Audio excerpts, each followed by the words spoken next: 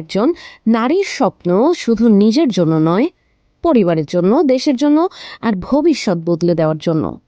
জাপানে দক্ষ সেবাদান কর্মী হিসেবে কাজের সুযোগ এখন আপনার হাতের নাগালে। শুরুটা হবে জাপানি ভাষা প্রশিক্ষণের মাধ্যমে।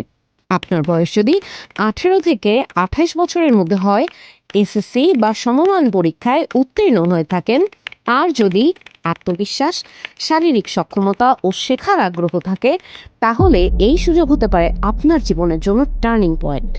একজন দক্ষ নারী মানেই একটি শক্তিশালী পরিবার, আর একজন প্রশিক্ষিত ভিডিপি সদস্য মানেই দেশের সম্পদ। আজকের এই ছোট পদক্ষেপ হতে পারে আপনার আগামীকালের আন্তর্জাতিক সাফল্যের শুরু। শিখুন ভাষা, অর্জন করুন দক্ষতা, তৈরি করুন নিজের পরিচয়, স্বপ্ন দেখুন আর সাহস সঞ্চয় করুন। নিজেকে প্রস্তুত করুন বিশ্বজয়ের জন্য।